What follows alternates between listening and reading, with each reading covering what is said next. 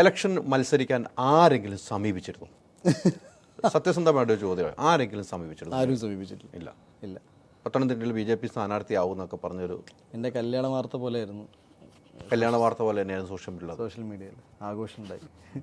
പക്ഷേ ഒന്ന് ചോദിക്കാൻ വന്ന അപ്പം നമ്മുടെ പയ്യനെ വിളിച്ചുകൊണ്ട് മാറ്റിയെടുത്തു, ഞാൻ പറഞ്ഞു തരാമെന്ന് പറഞ്ഞു. അതും പിന്നീട് ട്രോളായി. അത് ട്രോളല്ല, അവിടെ നിന്നാണ് വാർത്തകൾ.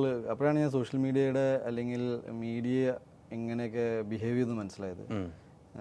ആ പയ്യൻ ആവശ്യമില്ലാത്ത ചോദ്യം ചോദിക്കുന്ന സ്ഥാനത്ത് ചോദിക്കുന്ന ചോദ്യമായിരുന്നു. ഞാനൊന്ന് മാറ്റി നിർത്തി പറഞ്ഞപ്പോൾ പിന്നെ അടുത്തത് വാർത്തകൾ. പിന്നെ ഞാൻ വിചാരിച്ചു ഇതെന്തപ്പോൾ ചെയ്യുക, നമുക്ക് രണ്ട് രീതിയിൽ കാര്യങ്ങൾ ഹാൻഡിൽ ചെയ്യാം. ദാറ്റ് ഈസ് ഈതർ നിങ്ങൾ ചോദിക്കുന്ന ചോദ്യത്തിന് ഒരു രീതിയിൽ മൈൻഡ് ചെയ്യാതെ നിങ്ങളെ ഇൻസൾട്ട് ചെയ്ത് വിടാം, ഒന്ന്. രണ്ടത് മര്യാദയുടെ പുറത്ത് എനിക്ക് മറുപടി പറയാം. ഈ രണ്ടിലും പണിയാണ് നമുക്ക്. ദാറ്റ് ഈസ് ഒരു ചോദ്യം ചോദിച്ചു മറുപടി പറയാൻ പറ്റാത്ത എന്താ പറയുക നടൻ.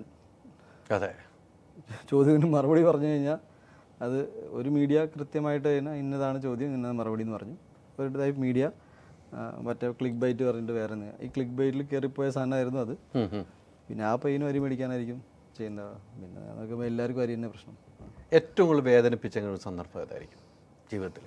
എനിക്ക് മാളികപ്പുറം സമയത്തുണ്ടായ ഒരു ഇത് ആണ് എന്നെ കുറച്ചിങ്ങനെ ഡിസ്റ്റർബ് ചെയ്തത്. ഞാൻ ഇല്ലയെന്ന് പറയില്ല. ബിക്കോസ് നമ്മൾ അങ്ങനത്തെ ഒരു ഐ ജസ്റ്റ് ഫെൽറ്റ് ഞാൻ അങ്ങനെ ഒരാളല്ല. അപ്പോൾ ഒരു ഭയങ്കര എൻ്റെ കൺട്രോൾ ആദ്യമായിട്ട് എൻ്റെ കയ്യിൽ നിന്ന് പോയ സംഭവമായിട്ട് തോന്നി. ഞാൻ പൊതുവേ ഇങ്ങനെ കുറച്ചിങ്ങനെ ഹോൾഡ് ബാക്ക് ചെയ്യുന്ന ഒരാളാണ്.